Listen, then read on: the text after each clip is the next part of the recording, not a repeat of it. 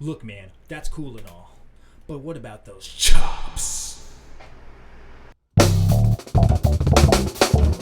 Chops.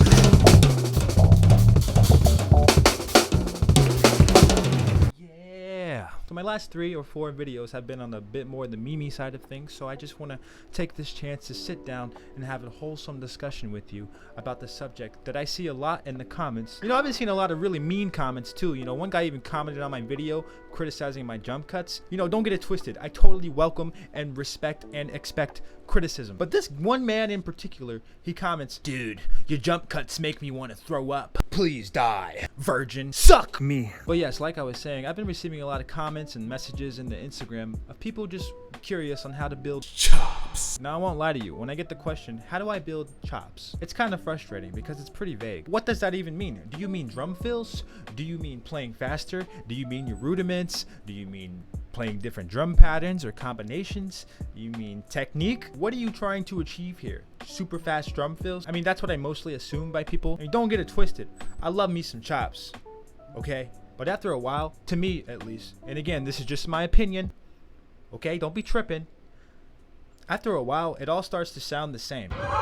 So yeah, when I think of chops, personally, I think of your overall ability to play as freely as you want around the drum set, or the guitar, or the saxophone, or the piano, or the skin flute. And there are so many ways to practice these things. It just so happens to be that one of my favorite ways are practicing the most basic of basic fundamentals. So your rudiments, for example. Actually, no, you don't even necessarily have to learn all 999 million thousand trillion rudiments. As a matter of fact, let's get even simpler than that and just go with your single strokes and your double strokes. But why? I'm just gonna throw a paradiddle on the screen right here. Bam. Editing skills. Let's take the first 2 notes of a paradiddle, right?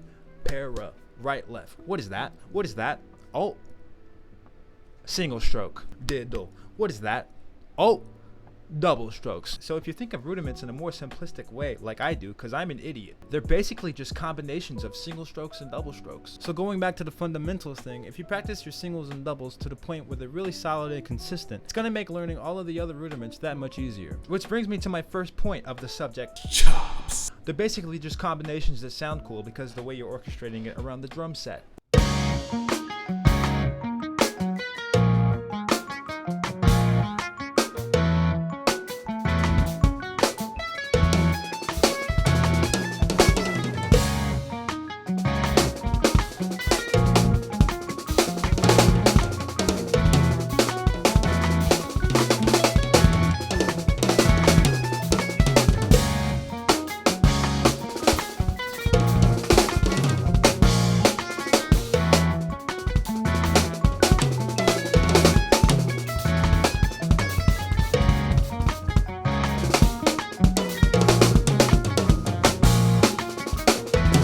Alright, so check this out. I just sat down and played the first thing that came to my mind.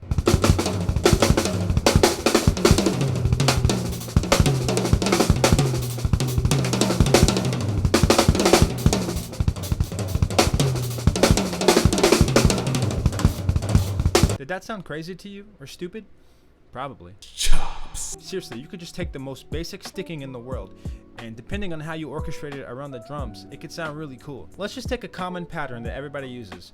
Right, left, kick, kick, for example. Now this should be easy to you because you've practiced your singles. If you haven't practiced your singles, then you need to grow up.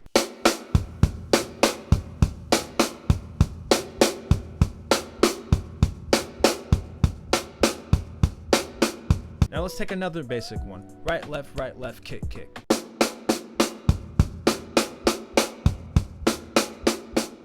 Now put them together.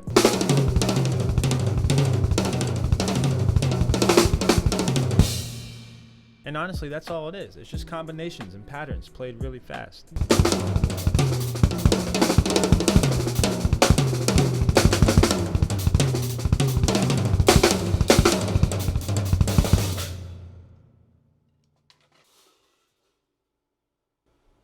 How'd that happen? Now, if you take a step back from learning all of these thick licks that you're finding on YouTube and go back to your fundamentals, and I mean really go back to your fundamentals, make sure everything is even, your hands are even, you're getting a good, clean, consistent sound from your hands and your feet, you will be amazed at how naturally these chops will just come out in your playing.